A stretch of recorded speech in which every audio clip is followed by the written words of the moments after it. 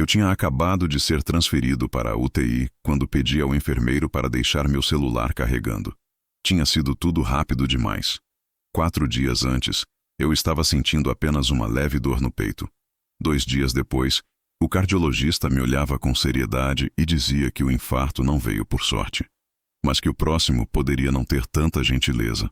Era o tipo de aviso que faz um homem parar de fingir força. Eu não sou mais jovem. 73 anos. Um histórico de trabalho pesado nas costas, uma viúva que me faz falta até no silêncio, e uma filha, que naquele momento eu ainda acreditava que se importava. Na maca da UTI, com fios no braço e máquinas apitando ritmadas ao meu redor, senti a garganta seca, não só pelo soro, mas por uma urgência que me consumia. Avisar. Eu não queria fazer drama. Não sou disso. Mas imaginei que, se eu partisse sem dizer uma palavra, talvez ela achasse que fui negligente. Então peguei o celular e mandei. Fui internado. Estou na UTI. Simples. Frio. Como tudo que ela dizia que eu era. Esperei. O tempo que se espera quando se está preso a um colchão de plástico e ao medo. Os olhos grudados na tela, a respiração medida. E então ela respondeu. Uma notificação surgiu com a foto dela. A foto de perfil que ainda usava nossa imagem antiga, da formatura dela. A mensagem veio com 3 imagens anexadas. Primeiro, a praia. Um mar tão azul que mais parecia filtro. Depois, um drink com guarda-chuvinha, daqueles que ela zombava quando criança dizendo que era bebida de novela. E por fim, uma selfie. Ela sorrindo com óculos escuros, biquíni florido e um fundo de palmeiras. Nenhuma legenda, nenhuma palavra. Apenas as 3 fotos.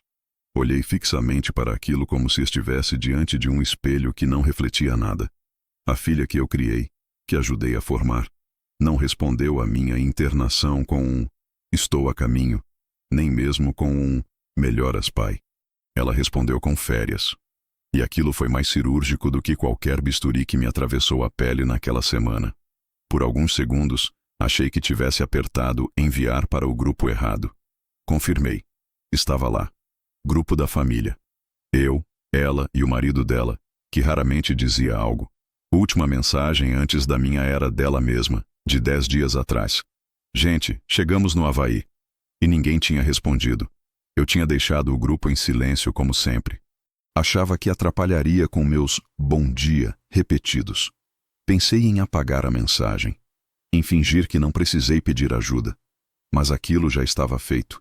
E o mais curioso é que não me doeu como imaginei. Não me atingiu com a força de um abandono, mas com a frieza de uma constatação, como se o laço que antes me parecia invisível tivesse, enfim, se desfeito por completo, e tudo o que restasse agora fosse a ausência, seca, sem gosto, sem som. No dia seguinte, ninguém apareceu, nem no próximo. Eu fiquei ali. Os enfermeiros passaram a me chamar de seu Geraldo. Um deles, o mais jovem, perguntou se queria que ele avisasse alguém por mim. Eu disse que já tinha avisado, que se não vieram, é porque não queriam. Ele pareceu desconfortável. Tentei sorrir, mas senti que meu rosto não obedeceu direito. Às vezes, até os músculos se cansam de fingir. Passei 7 dias na UTI, estável como eles diziam, mas meu coração não batia igual. Não por problema clínico, mas por vazio. Aquela solidão, que já era rotina desde que enterrei minha esposa há 9 anos, agora tinha nome, rosto e 3 fotos do Havaí. Fui transferido para o quarto no 6º dia. E no 8º, me liberaram para a ala comum. Eu preferi continuar no hospital, mesmo depois da alta médica. Os médicos permitiram por precaução. Um homem da minha idade, recém-saído de uma UTI, não pode simplesmente voltar para casa e viver como se nada tivesse acontecido. Disseram que eu precisava de repouso supervisionado. Aceitei. Afinal, para onde eu iria? Minha casa era uma sala pequena, cheia de lembranças, e com um silêncio que gritava. Pedi que me acomodassem temporariamente num dos quartos de repouso adjacentes, onde os pacientes que precisam de observação podem ficar por mais uns dias. Mas na prática, eu sabia o que estava fazendo. Eu estava me escondendo, não do mundo, mas da vergonha de ter criado alguém que não teria coragem de me olhar no leito de hospital. Na cafeteria do hospital, o café era aguado. Os bolos sempre frios, mas era o único lugar onde eu via rostos. onde eu podia ouvir vozes que não vinham de máquinas.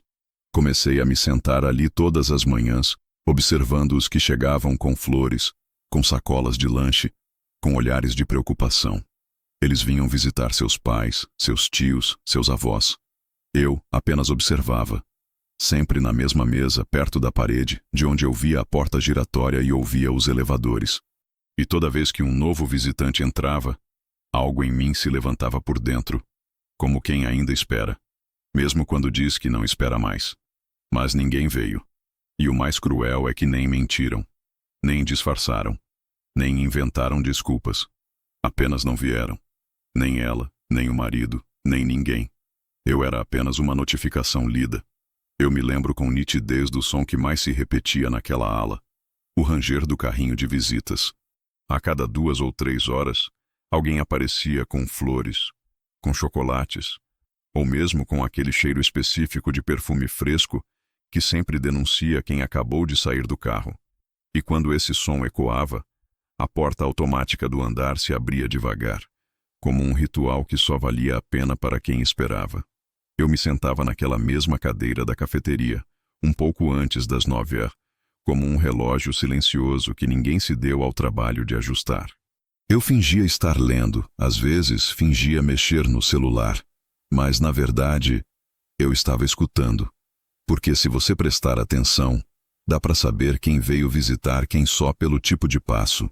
Filho que ama corre, neta que se preocupa vem com o pé leve, genro forçado arrasta o tênis, e pai esquecido nem é mencionado na recepção. Eu não esperava mais um pedido de desculpa, não esperava abraço. Mas parte de mim, aquela que ainda acreditava em certa ordem natural das coisas, insistia em acreditar que alguém, em algum momento, entraria ali. Nem precisava ser com buquê. Bastava um olhar. Como você está, pai? Até um aceno, se viesse de longe, já teria valido mais do que todas as mensagens que nunca chegaram. Mas o tempo no hospital tem uma forma peculiar de mostrar quem é presença e quem é peso. Uma senhora no quarto ao lado, Dona Marli, recebia os netos todos os domingos. Eles traziam desenhos, cartinhas e uma torta de maçã que ela dividia com a ala toda. O menino mais novo até me perguntou, num domingo qualquer, se eu também era avô. Eu apenas sorri, porque dizer sou é admitir uma função, e a essa altura eu já tinha sido exonerado desse posto sem cerimônia. Outro paciente, um senhor recém-operado do fêmur, recebeu a visita da ex-mulher. Olhei aquilo com um estranhamento discreto. Ex-mulher, sim. Ela sempre me odiou. Ele contou entre risos. Mas disse que se eu morresse sem vê-la, ia pesar na consciência. Achei bonito. À sua maneira, ela apareceu. No meu caso, nem isso. No meu segundo sábado internado, vesti minha melhor camisa de gola, a que eu usava nos aniversários da minha neta, e desci para o refeitório com um café fresco e esperança no bolso. Pensei que talvez fosse esse o dia, um final de semana, um espaço entre o Havaí e a rotina. Quem sabe, por distração, por acaso, alguém passasse por lá. Ninguém passou. Subi de volta empurrando o andador devagar. O enfermeiro perguntou se eu queria ajuda. Recusei com um aceno seco. Dignidade também anda devagar quando está ferida. Na madrugada de segunda, ouvi choro no quarto ao lado. A filha de um senhor de 88 anos havia viajado de ônibus por 7 horas para vê-lo por apenas 30 minutos. Chorava de alívio porque ele ainda estava ali. Porque ela teve tempo. Eu não chorei naquela noite.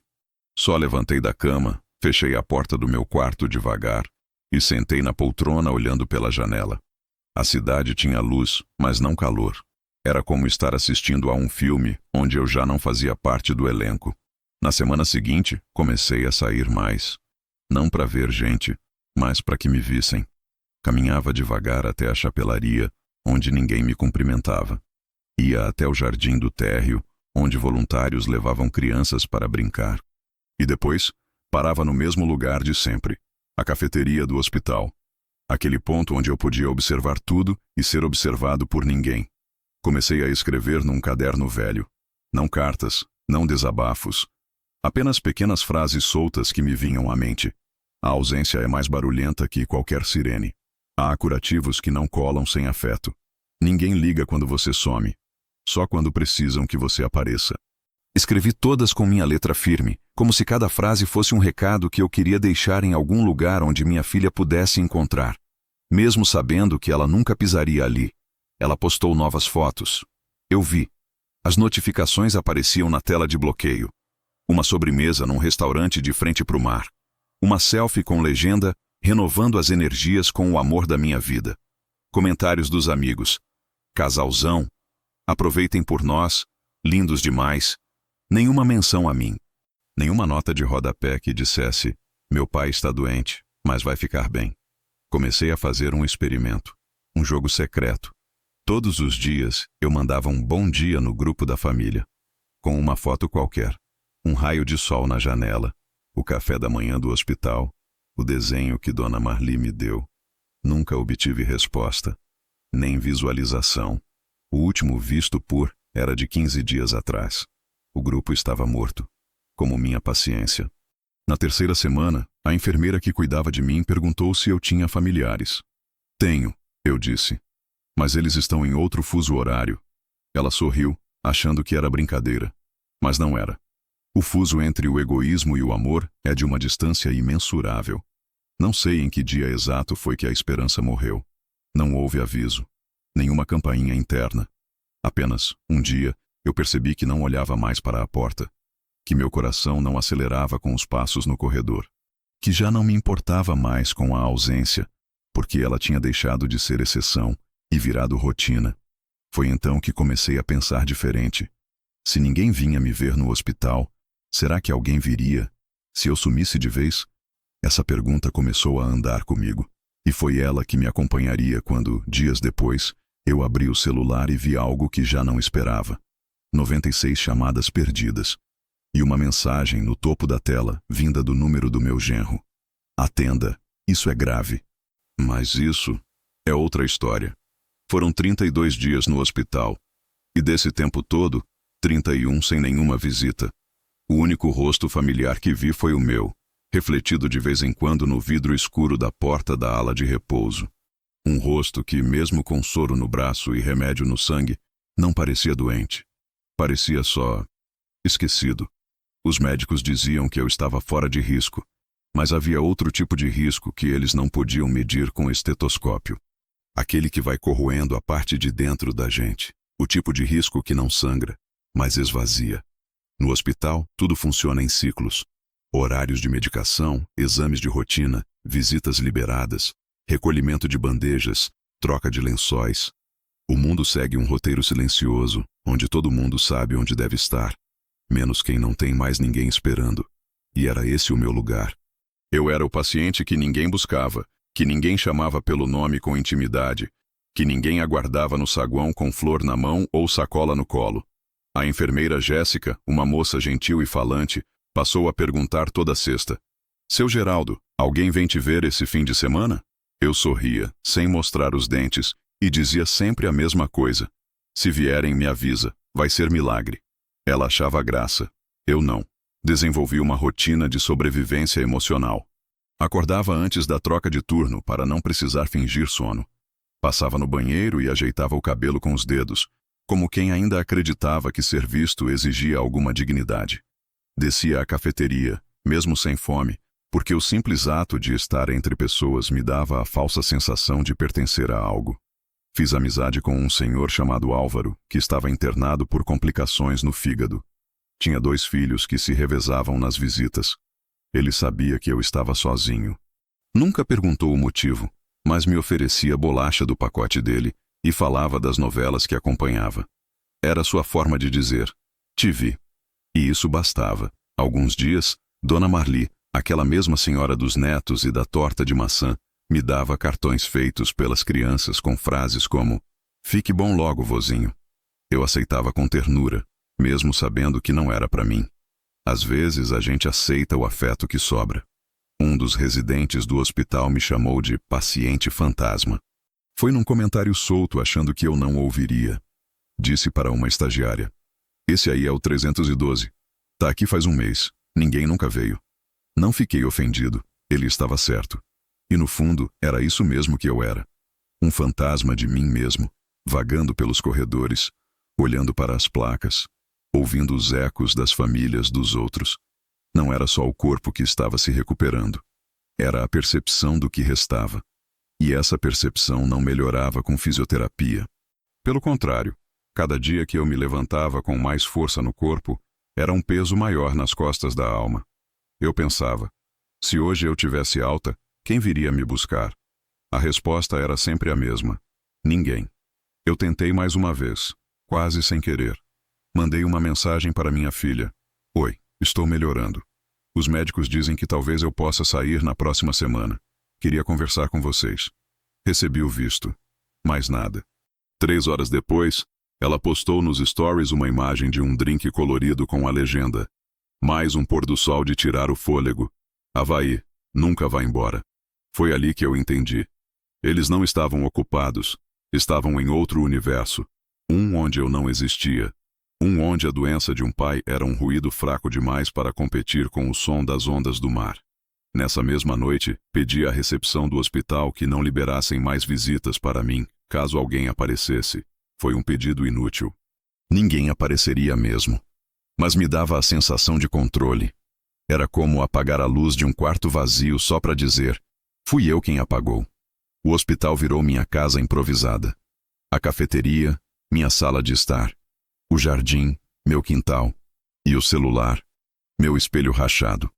Nas madrugadas insones, passei a reler mensagens antigas. Vi a conversa do dia em que emprestei dinheiro para minha filha abrir o negócio de papelaria com o marido. 75 mil Reisers em 3 transferências.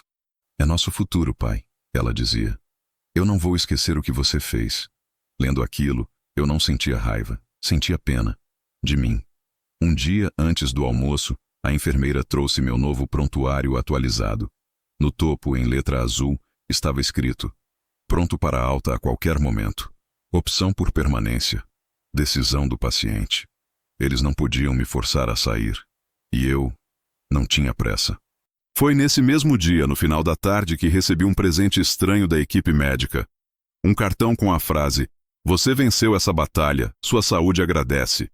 Achei irônico, porque minha saúde podia até ter vencido, mas minha vida, como ela era antes, estava em ruínas.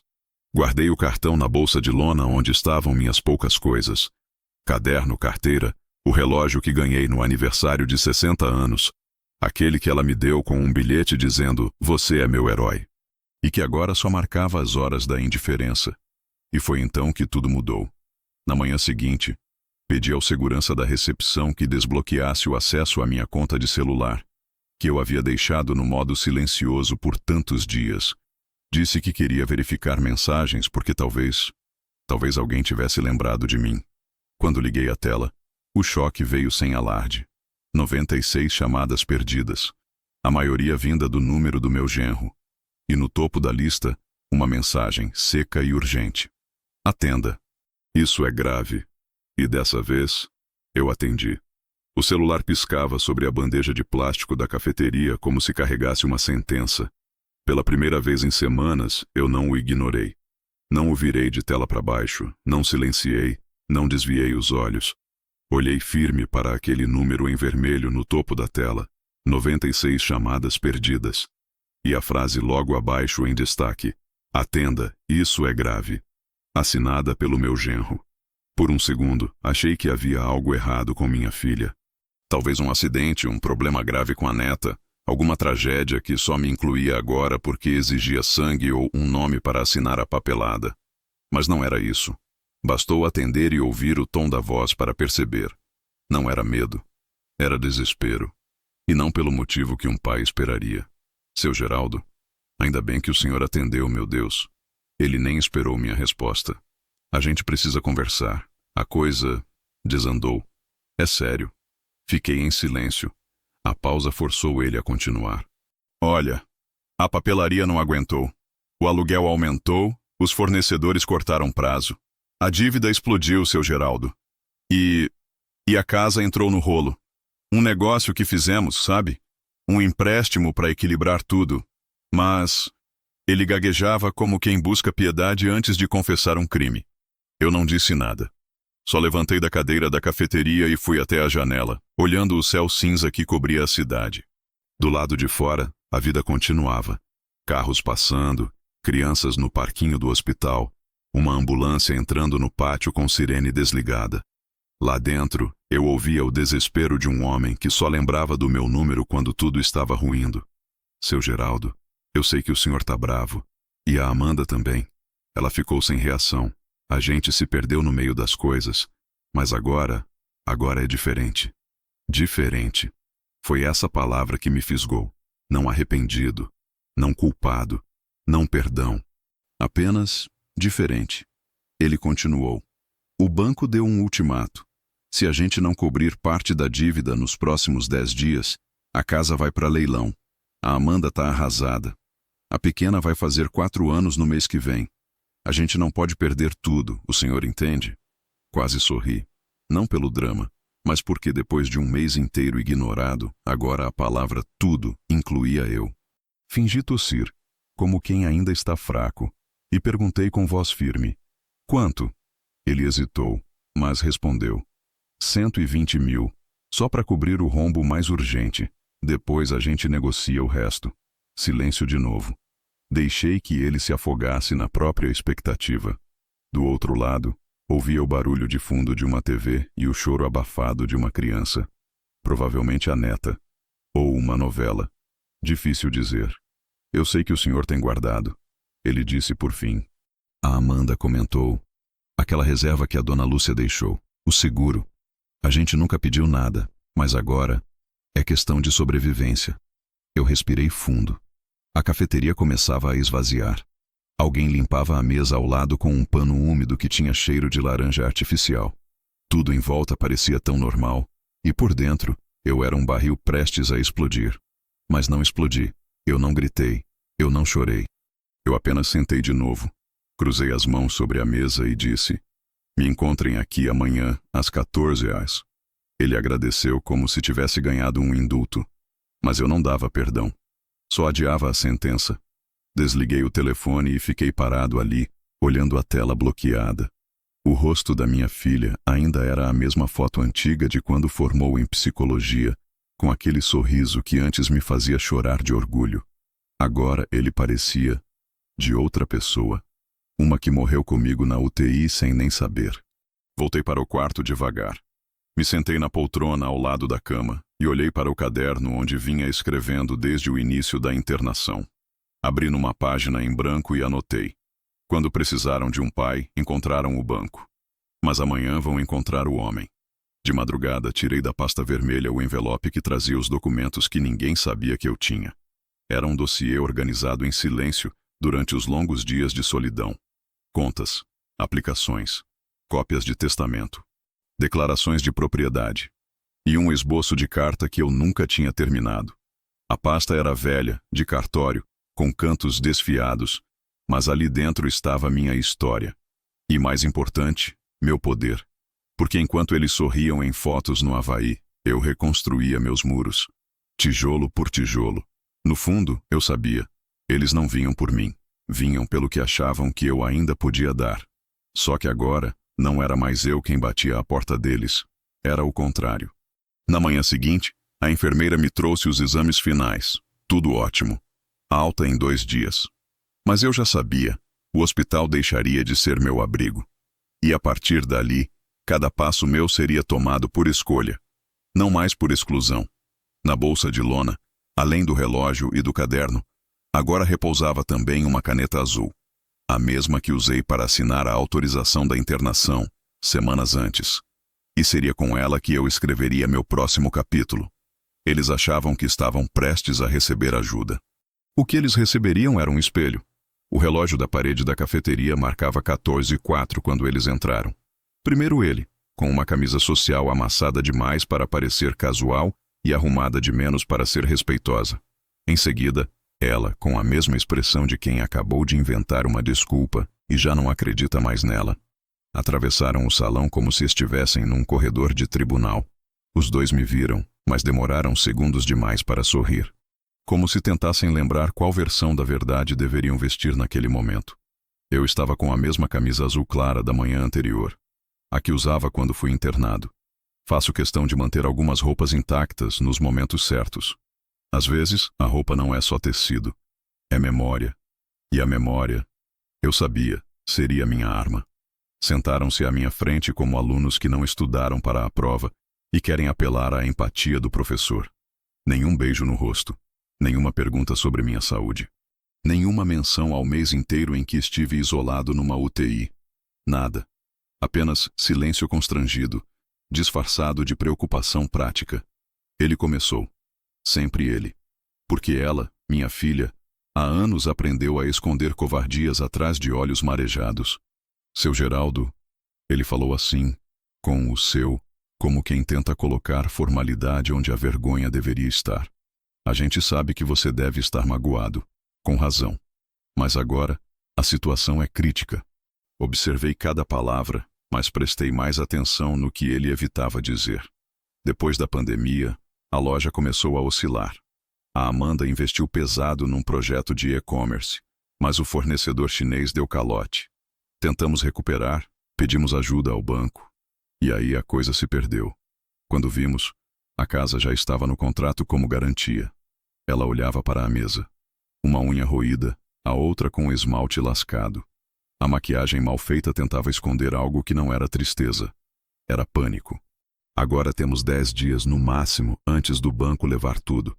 A escola da pequena já avisou que se atrasar outra parcela, vão cancelar a matrícula. O carro está com busca e apreensão. O cartão da papelaria já foi bloqueado. E, bom, estamos ficando sem opções. Eu me mantive em silêncio. Dava pequenos goles no café gelado, não pelo gosto, mas pela oportunidade de não dizer nada. De deixá-los falar até que se engasgassem com a própria falta de arrependimento. Foi aí que ele jogou a cartada que eu já esperava. É pela sua neta, seu Geraldo. Não é nem pela gente, é pela menina. Ela não entende o que está acontecendo. Pergunta por que não pode ir mais ao parquinho da escola. Chora porque quer o quarto dela de volta. Ela então ergueu os olhos pela primeira vez. Pai, disse baixo, como se estivesse se dirigindo a um estranho. A gente sabe que errou. Você tem razão em estar chateado. Mas, se a gente perder essa casa, a gente perde tudo. A casa. A que eu ajudei a financiar, mesmo sem ser chamado de pai na hora da escritura. A que pintei junto com o pedreiro nos primeiros fins de semana para economizar. A mesma casa da qual fui chamado de presença temporária, quando precisei passar uns meses após a morte da Lúcia. Fingi dúvida. Me inclinei levemente à frente. E por que vieram a mim agora? Ele ensaiou uma resposta, mas foi ela quem falou. Porque o Senhor é nossa última esperança. Última. Não primeira. Não natural. Não pai. Apenas uma espécie de seguro sentimental acionado quando tudo mais falha. Vocês têm ideia de onde eu passei o último mês? Eles se entreolharam. Ela pareceu vacilar. Ele respondeu. Claro. A Amanda comentou que você estava internado, mas... Como não respondeu depois, a gente achou que tinha tido alta. Ri.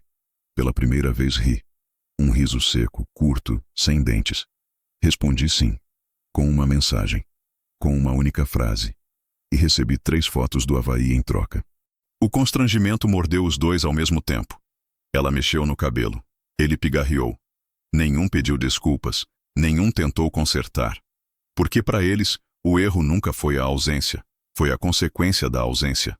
Trouxeram os documentos? Perguntei como quem muda de assunto, mas sabe exatamente o que está fazendo. Ele tirou da mochila um envelope. Abriu com pressa. É um termo simples. Só para autorizar a transferência temporária dos fundos, até a gente resolver com o banco. Depois devolvemos cada centavo. Peguei o papel. Li em silêncio. Por fora era mesmo simples. Por dentro era uma armadilha sutil. Estava claro.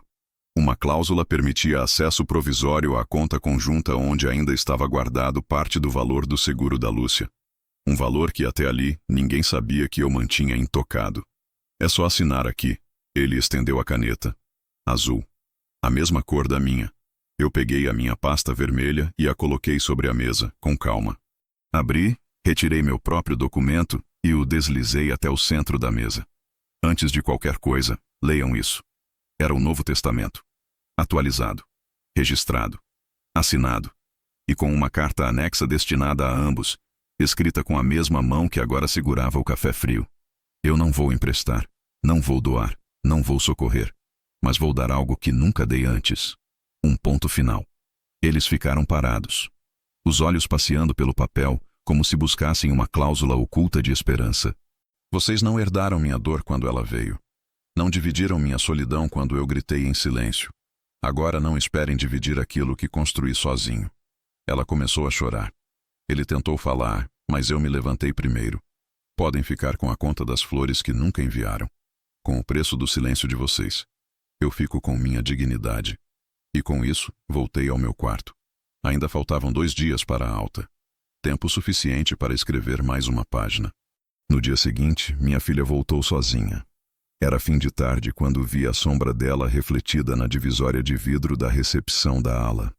O sol da tarde filtrava pelas cortinas de plástico do hospital, tingindo os corredores com aquele tom alaranjado que sempre me lembrava de quando buscava a Amanda na escola e ela vinha correndo com o caderno ainda aberto. Mas a mulher que se aproximava agora não corria e não vinha com caderno nenhum. Vinha com pressa no olhar e atraso na alma. Estava com roupas mais simples, maquiagem mal feita e os cabelos presos às pressas. Parecia ter chorado, mas tentava conter os traços de ruína com dignidade. No colo, segurava um envelope murcho. Parei de escrever no meu caderno assim que ela entrou. Não levantei. Apenas fechei a tampa da caneta com a mesma calma de quem termina um capítulo. Pai. A voz dela quebrou no meio, mas se reconstruiu rápido. Eu vim só para conversar. Por favor. Assenti com a cabeça. Ela puxou a cadeira devagar, como se soubesse que ali não havia espaço para pressa. Eu sei que você tá magoado. Sei que a gente errou. Olhei pela janela. Era uma das frases mais fáceis de dizer. Errar. Hoje em dia, é como espirrar. As pessoas esperam que você apenas diga desculpa e siga andando. Mas isso aqui, o que está acontecendo com a gente, vai além de orgulho. É pela Emily. Foi a primeira vez que ela disse o nome da minha neta desde que tudo começou. Até então, ela era só a menina. A pequena. Uma figura abstrata usada como cortina de fumaça. Agora, Amanda falava como quem tinha guardado aquela carta na manga o tempo inteiro e só agora decidiu jogar. A Emily não tem culpa de nada, pai. Ela pergunta de você, sabia?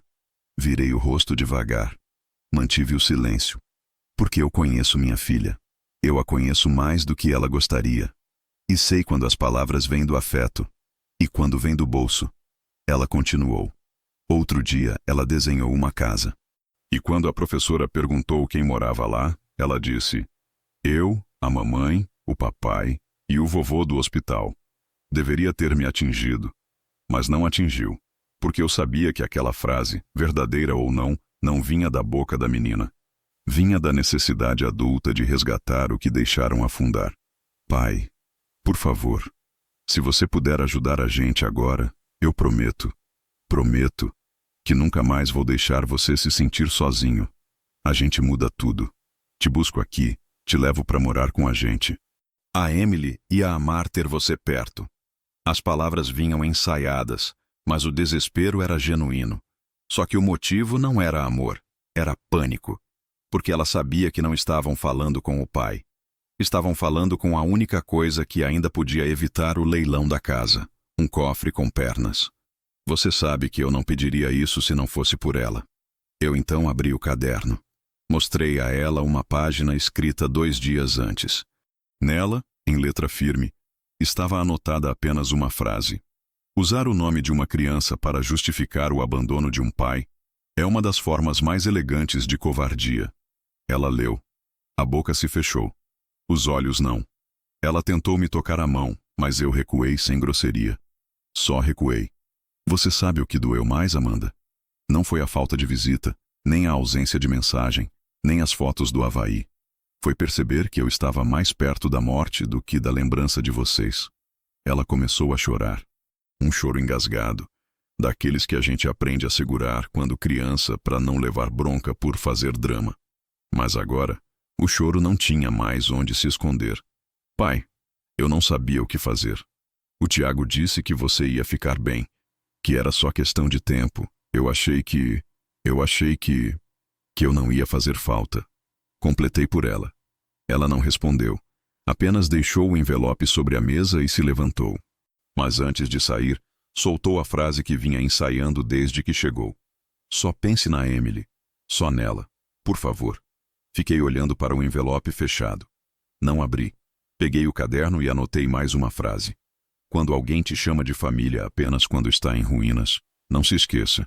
Amor de verdade nunca depende de incêndio para aparecer. Naquela noite de volta ao quarto, tirei a pasta vermelha do fundo da mala. Abri o zíper com a mesma precisão com que um cirurgião abre o peito de um paciente. E ali estavam os papéis que vinham crescendo em silêncio desde a UTI. O testamento revisado. A lista de contas onde o saldo estava em meu nome, mas o destino havia sido alterado. Nenhum centavo iria para quem esqueceu de onde veio. Passei parte da noite no telefone. Primeiro com meu advogado. Depois, com minha antiga corretora de investimentos. Nenhum deles me perguntou o motivo. Eles apenas escutaram, como os profissionais que são, e disseram: está feito. O dinheiro, antes dividido em fundos para Amanda, Tiago e até para a pequena Emily, agora estava redirecionado. Uma parte iria para o Instituto de Apoio a Idosos Abandonados. O mesmo onde minha vizinha de prédio, Dona Norma, foi morar quando os filhos disseram que ela causava muito. A outra parte para um abrigo de crianças órfãs que meu irmão ajudava antes de falecer. E o restante ficaria comigo. Para que pela primeira vez na vida eu não precisasse pedir permissão para viver com dignidade. Fechei a pasta e guardei tudo de novo. Amanhã seria meu último dia no hospital. Mas não o fim da história. Era o começo da parte que eles jamais pensaram que eu seria capaz de escrever. Sozinho. Não foi de repente. Nenhuma decisão realmente importante é. A vontade de mudar meu testamento não nasceu do silêncio de um grupo de mensagens, nem da ausência de um abraço no leito de hospital. Ela vinha germinando há anos, lentamente, como a umidade que invade as paredes velhas de uma casa, silenciosa, persistente, invisível por fora até o reboco começar a cair. A verdade é que, mesmo antes da internação, minha filha já tinha começado a me afastar com pequenas concessões. Primeiro, as ligações se tornaram escassas. Depois, os convites viraram avisos de última hora. O "vem aqui, pai" foi substituído pelo "a gente se vê quando der". E eu, tolo que sou, aceitei cada migalha como se fosse banquete. Porque a gente, quando envelhece, aprende a aceitar pouco e agradecer muito. E isso é um erro. Foi no terceiro dia na UTI que pedi ao enfermeiro acesso ao meu e-mail pessoal. Disse que precisava verificar um documento. Na verdade, eu queria reencontrar o contato do meu antigo advogado, Dr. Leôncio. Homem discreto, meio surdo, mas com mais noção de família do que todos os cursos de direito do país. Quando ele atendeu a ligação do hospital e ouviu minha voz fraca, disse apenas uma coisa. Demorou, Geraldo. Combinamos tudo por e-mail nos dias seguintes.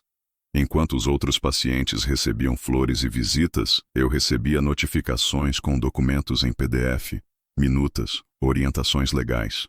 Enquanto os outros ganhavam bombons, eu ganhava assinaturas digitais. Enquanto os corredores do hospital cheiravam a desinfetante, minha alma já começava a cheirar a ruptura. A pasta vermelha sempre esteve comigo. Não pela cor, mas pelo hábito. Era da Lúcia. Ela usava para guardar as receitas médicas dela, os exames antigos, as cartas da escola da Amanda. Quando ela partiu, deixei a pasta guardada dentro de uma mala, mas levei comigo na internação, como quem leva proteção, amuleto. Só que dessa vez, ela guardava outro tipo de cura. Dentro dela estavam 3 documentos principais. O Novo Testamento, a carta oficial para os bancos, e a carta que eu nunca tive coragem de entregar em vida para a Amanda. O testamento atualizava tudo. Retirava os nomes dela e do Tiago de qualquer parte patrimonial. Zeros à esquerda. Em vez disso, abria caminho para outras instituições, pessoas e memórias que mereciam, de verdade, continuar quando eu não estivesse mais aqui. Pessoas como o Mauro, meu antigo colega de oficina, que me ajudou a pagar a faculdade da Amanda quando ela foi recusada no FIES, e o Tiago não podia ajudar porque estava pagando a moto. Mauro, que ainda manda mensagem no meu aniversário e pergunta se estou com os remédios em dia. A carta aos bancos determinava que nenhum empréstimo em meu nome, ou com meu aval, fosse concedido sem 3 autenticações presenciais e uma perícia psicológica, eu sabia que eles tentariam outra vez de forma mais esperta, mais disfarçada. Eu precisava deixar todos os muros erguidos antes que o pânico deles virasse golpe. Era uma blindagem, de mim contra o afeto disfarçado deles. E a terceira carta, bem, essa era diferente. Era datilografada. Eu mesmo fiz na biblioteca pública, 2 semanas antes de tudo. Tinha deixado dentro da pasta como quem guarda um bilhete que talvez nunca vá entregar. Era curta, só dizia: "Você me ensinou a ser pai, e agora me ensinou a ser homem." O pai perdoava tudo, o homem não. Geraldo. Li essa carta em voz alta pela primeira vez na noite anterior à minha alta. O quarto estava em silêncio. Lá fora, as luzes dos postes tremulavam na janela. Li a carta e guardei de novo. Ainda não era hora. Talvez nunca fosse. Mas só de tê-la ali, era como respirar de novo com os 2 pulmões. Na manhã seguinte, tomei café antes de sair. Me vesti com a camisa social azul que me acompanhava desde o início e calcei meus sapatos pretos, os mesmos do enterro da Lúcia. Não por tristeza, mas por respeito ao ritual. Estar vivo, para mim, era um ritual. Ao sair do quarto, entreguei um envelope na recepção. Dentro, o comprovante do Novo Testamento, com instruções para ser enviado ao Dr. Leôncio caso eu sofresse qualquer tipo de acidente ou desaparecimento. Sim, desaparecimento. Porque quando você envelhece e tem dinheiro, até a sua ausência pode ser negociada por quem não teve coragem de te olhar internado. Desci pelo elevador com minha mala de rodinhas, uma só. Tudo que eu tinha de essencial estava ali.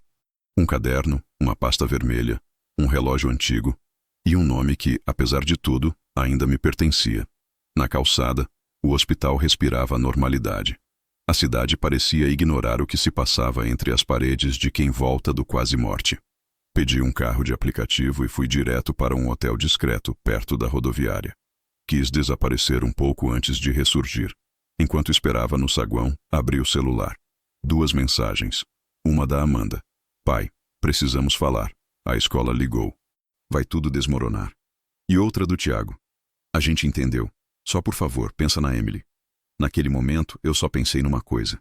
Emily ainda era só uma criança. Mas quem dizia amar por ela?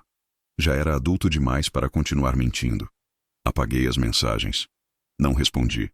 Guardei o celular no bolso, ergui a cabeça e caminhei até o balcão do hotel. Meu nome? Geraldo. Meu documento? Limpo. Meu saldo bancário? Intocado. Minha alma? Pela primeira vez em anos. Protegida. Eu marquei o encontro na sala de mediação do próprio hospital. Não foi por acaso. Ali, os móveis eram neutros, o ar-condicionado mantinha tudo numa temperatura controlada, e os sons de fora eram abafados por portas pesadas. Um ambiente sem ruído é o melhor lugar para se ouvir o que nunca quiseram escutar. Pedi que a assistente social intermediasse o agendamento, dizendo que era para resolver um assunto familiar pendente antes da minha saída definitiva. Ela prontamente atendeu. Disse que era comum pacientes idosos pedirem isso quando se sentiam negligenciados. Eu não a corrigi. Deixei que ela achasse que era mais um pedido de reconciliação. Eu sabia que era um tribunal. E que a sentença já estava escrita. Eles chegaram juntos. Mais uma vez, tentando parecer um casal alinhado. Mas o desalinho estava na linguagem corporal. Amanda, com os braços cruzados, como quem protege a si mesma antes que a verdade chegue. Tiago suando pelas têmporas, sem disfarçar a tensão que nem a camisa passada escondia. A psicóloga da sala, uma moça que já me conhecia da ala de repouso, explicou que a mediação seria respeitosa e sem interrupções. Eu apenas assenti. E quando me perguntaram quem gostaria de falar primeiro, ergui a mão com a tranquilidade de quem já esperou demais. Vocês passaram 1 mês sem saber se eu estava vivo ou morto. 1 mês. Comecei. Eles se remexeram nas cadeiras. Quando eu mandei mensagem avisando que estava na UTI, recebi como resposta 3 fotos do Havaí. Sem uma palavra, sem um emoji, sem sequer um força pai. Eu vi vocês sorrindo de frente para o mar enquanto eu não conseguia respirar sem oxigênio. Amanda baixou os olhos. Tiago olhava fixamente para a planta artificial num canto da sala. Durante esse mês, ninguém veio. Ninguém ligou. Ninguém perguntou se eu precisava de algo. O silêncio foi a única herança que recebi em vida. A psicóloga fez um leve gesto de pausa, como quem oferece espaço para respostas. Mas eu continuei. Agora vocês me procuram. Não com flores, não com arrependimento, mas com dívidas, com contratos, com cláusulas escondidas. Usaram o nome da Emily como escudo, como se uma criança justificasse a omissão de dois adultos. Amanda finalmente ergueu os olhos, vermelhos, mais secos. Pai, a gente sabe que errou. Eu não sei o que dizer. Mas a situação fugiu do controle. A escola da Emily mandou um aviso de desligamento. O banco já notificou oficialmente. A casa vai para o leilão se a gente não resolver isso em menos de uma semana. E agora vocês precisam de mim. Completei. Mas não como pai, como banco. Tiago tentou intervir. Seu Geraldo, eu sei que parece assim, mas não é. A gente te ama. A Amanda sempre falou do Senhor. Mesmo quando não ligava. Ela morria de saudade. Ela morria de saudade e não mandou boa recuperação? Nem um áudio de 10 segundos? O silêncio de vocês foi maior do que qualquer mentira que poderiam ter inventado. Silêncio. Denso, pesado. A psicóloga fez menção de encerrar ali, mas eu ainda tinha mais um presente. Abri a pasta vermelha e tirei uma cópia do documento. Coloquei sobre a mesa, virado para eles. Este é o Novo Testamento. Já está registrado, reconhecido e encaminhado para o cartório da minha cidade. Vocês não estão mais incluídos, nem como herdeiros, nem como beneficiários, nem por porcentagem simbólica.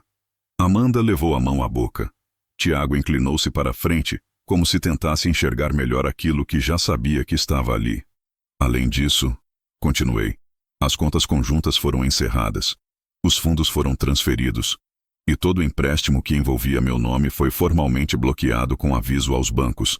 Nada mais sai em meu nome, nem com a desculpa de que é emergencial. Nem com pela Emily. Pai, ela tentou dizer. Eu ergui a mão, como quem pede silêncio no último suspiro de uma cerimônia. Agora vocês precisam me ouvir. A voz saiu sem tremor, sem raiva, sem pressa. Eu passei a vida me colocando em segundo lugar. Para vocês, para a mãe de vocês, para casa, para o trabalho. Passei aniversário sozinho, Réveillon calado, Natal esquecido. E mesmo assim, eu justificava, dizendo que era fase, que era correria, que era juventude. Até que a juventude passou e a correria só continuou, para bem longe de mim. A psicóloga sussurrou respeitem o tempo dele. Eu agradeci com um gesto. Vocês não têm direito ao que é meu, porque abriram mão de mim quando eu ainda estava aqui. E agora, não é dinheiro que está em jogo. É respeito, e esse, vocês já perderam. Amanda chorava. Sem barulho, sem cena, só lágrimas. Tiago ficou imóvel. Um homem que já fez as contas e sabe que o resultado não vai mudar. Eu não desejo mal. Não desejo ruína. Mas desejo distância. E paz. Paz de não precisar mais implorar por migalhas emocionais de quem me tratou como encosto. Paz de saber que, desta vez, fui eu quem virou as costas. Levantei-me com calma, guardei a pasta. E antes de sair, olhei para os dois e finalizei. Vocês não me enterraram, mas vão aprender a conviver com o luto do que deixaram morrer. Saí da sala sem olhar para trás. No bolso, o celular vibrava. Mais uma mensagem. Mas eu já tinha dito o que precisava. Agora, era o silêncio deles que teria que falar por muito tempo. Não houve gritos, nenhuma discussão, nenhum. Você vai se arrepender. Nada disso. O que veio depois daquele encontro foi o que eles nunca souberam administrar. O silêncio.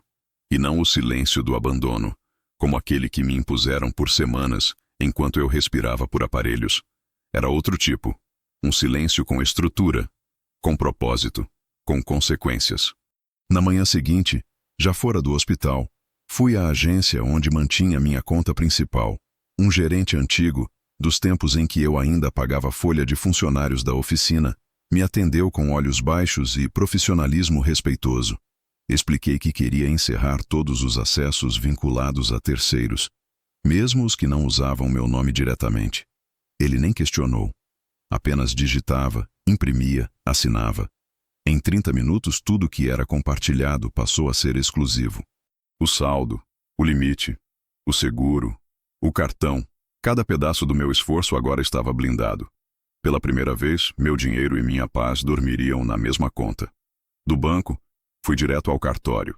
Levei uma cópia física do Novo Testamento e registrei como revisão por vontade expressa e irrevogável. Pedi que constassem todas as cópias futuras que Amanda e Tiago haviam sido retirados como herdeiros por decisão direta, assinada em plena consciência. Queria que não houvesse brecha. Ele não sabia o que fazia. Nenhuma dúvida. Na parte da tarde, comprei uma carta registrada e enviei para o endereço deles com o documento oficial e uma única frase escrita à mão. Vocês já não herdam nada, nem meu nome, nem minha história. Poderia ter sido cruel, mas não foi. Era só exato. Era só o que restava depois de tudo. Porque quem não aparece no hospital não merece aparecer no inventário. Nos dias seguintes, vieram as tentativas previsíveis. Mensagens curtas, com tom de confusão fingida. Pai, você realmente fez isso? Isso não pode ser definitivo. Pensa na Emily. Em seguida vieram as mensagens da irmã da Lúcia, a tia Nair, sempre disposta a ser mensageira da culpa. Você vai afastar a família inteira com isso. Ela é sua filha, Geraldo. Filha. Não respondi nenhuma. Salvei todas. Não por rancor, mas porque palavras têm peso. E, um dia, eu poderia mostrar a alguém o quanto pesa um homem que envelheceu sozinho por escolha dos outros. 2 dias depois, encontrei um advogado novo procurando contato. Amigo do Tiago. Me ligou dizendo que havia uma tentativa de reconciliação sendo preparada. Usou palavras como patrimônio conjunto, mediação preventiva e equilíbrio emocional familiar. Pedi que parasse, que me escutasse, e disse: Doutor, o que está em jogo não é dinheiro, é ausência, e essa não tem juros, só dívida. Desliguei e bloqueei. Na semana seguinte fui visitar o condomínio de idosos, onde a assistente social do hospital havia me inscrito. O lugar era limpo, silencioso, cercado por árvores e com janelas que davam para um gramado largo. Nada de luxo. Mas pela primeira vez em muito tempo, senti que aquele espaço não me tratava como peso, mas como pessoa. Assinei o contrato. A entrada seria dali a 2 semanas. Até lá, aluguei um quarto em uma pousada pequena no interior, onde ninguém me conhecia. Passei os dias escrevendo no meu caderno, refazendo receitas da Lúcia em versões menores, só para mim, e anotando, com calma, os nomes de todas as pessoas que eu ainda lembrava com carinho. Não por obrigação, mas por merecimento. Entre eles, estava o da enfermeira Jéssica, a única que segurou minha mão antes de um exame sem dizer, relaxe, mas apenas, tô aqui. Escrevi uma carta curta agradecendo e deixei com a recepção do hospital. O telefone seguia silencioso. Não porque ninguém ligava, mas porque eu não atendia. Eles estavam descobrindo que, às vezes, o silêncio é a única resposta que protege quem já foi ferido demais e quem já se cansou de aceitar esmola emocional como se fosse amor. Em um domingo à tarde, recebi uma última carta, sem timbre, sem remetente, mas com letra reconhecível. Era da Amanda. Dentro, uma folha dobrada em 4. Pai, eu não sei mais o que fazer. O Tiago não dorme. A Emily pergunta por você. A casa está em leilão. A vida virou um caos. Acho que a gente passou do ponto. Mas se ainda houver espaço, me deixa tentar. Li aquilo como quem assiste a um filme que já viu. Sabia a fala. Sabia a trilha. Sabia o final. E mesmo assim, assisti até o fim. Guardei a carta no envelope. Não por esperança, mas por documentação. No dia seguinte enviei a resposta. Há espaço, mas não para você. Há futuro, mas não herança. Há paz, mas não onde me apagaram. Geraldo, essa foi minha sentença. Não dita em raiva, mas em equilíbrio. Porque há um tipo de justiça que não se cumpre em tribunais, mas em camas vazias, em chamadas ignoradas, em olhos que um dia olharam para você e disseram: depois a gente vê. Agora era tarde. E o depois era só meu. Era uma manhã comum quando me sentei pela primeira vez na varanda do novo apartamento. A cadeira era simples, de madeira, com o assento ainda rangendo pela falta de costume. Ao lado, uma mesinha baixa de ferro, onde repousava minha xícara. O café dentro dela já estava morno, mas eu nunca mais senti necessidade de apressar goles. Porque agora, pela primeira vez em muitos anos, eu tinha tempo que era meu. Silêncio que não doía. E uma ausência que já não fazia falta. O condomínio ficava num bairro tranquilo, a poucos quarteirões de uma feira de domingo, com hortaliças frescas e pão de milho ainda quente. A rua era arborizada, os vizinhos sabiam sorrir sem forçar conversa, e ninguém ali me via como peso. Eu era apenas o morador novo do 204, um senhor calado, com uma pasta vermelha sempre à mão e um caderno onde às vezes rabiscava coisas que não mostrava para ninguém. Na recepção do prédio, a moça sempre me chamava de dono da varanda. Eu respondia com um aceno e um leve sorriso. Não precisava de muito. Bastava saber que ninguém ali se perguntava o que poderiam ganhar comigo. Aqui, o nome na portaria valia mais que o nome em qualquer testamento. Foram dias leves, sem chamadas, sem notificações, sem convites com obrigações escondidas. A última ligação que recebi da Amanda, dias antes, não foi atendida. A última mensagem, onde ela pedia pelo menos uma conversa, também não. Não por vingança, mas por integridade. Porque depois de passar a vida me doando, o mínimo que eu podia fazer por mim mesmo era me poupar. No fundo do armário, guardei a pasta vermelha, fechada. Pela primeira vez desde a UTI. Era como enterrar um capítulo, não com rancor, mas com respeito. Às vezes o luto precisa ser selado, mesmo quando não houve morte. Só distanciamento e abandono. Abri o caderno. Escrevi com a mesma caneta azul que carreguei na internação. Meu nome é Geraldo. E eu não sou mais o pai da filha que me esqueceu. Ponto final. Fechei a página. Coloquei uma flor seca entre as folhas, dessas que caem do pé de manacá na calçada e parecem querer durar mais do que a própria vida permite. Deixei ali, como lembrete, de que algumas coisas murcham, mas ainda são bonitas. Na semana seguinte, comecei a dar aulas voluntárias de marcenaria para 2 adolescentes da vizinhança. Ensinei como fazer uma cadeira firme, uma prateleira que não entorta, uma tábua de carne que não escorrega. Eles ouviam com atenção. E quando terminavam, perguntavam coisas que há anos ninguém me perguntava. Tá bom assim, senhor Geraldo? Gostou do jeito que eu fiz? E eu gostava. Porque era sincero. Porque era troca. Porque nenhum deles sabia quanto eu tinha no banco, nem que minha filha um dia tentou me usar como assinatura ambulante. Uma tarde, no final de uma oficina, um deles perguntou: "O senhor tem filhos?" Respirei devagar. Pensei e respondi: "Tive. Hoje tenho paz." Ele riu, como quem não entendeu, mas respeitou. No caminho de volta, parei na cafeteria da esquina. A moça já sabia meu pedido. Café sem açúcar, pão na chapa e a mesa do canto. Sentei ali, como em tantas outras manhãs, com a tranquilidade de quem finalmente não espera por ninguém. Peguei o guardanapo e escrevi com a mesma letra firme: "A liberdade não vem quando gritam seu nome. Ela chega quando ninguém mais tem o poder de calar o seu."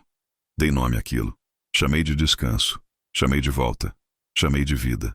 Na última página do caderno, escrevi o que não escrevi a vida inteira. Eu mereço. Terminei o café com calma. E, pela primeira vez em décadas, ele ainda estava quente no último gole.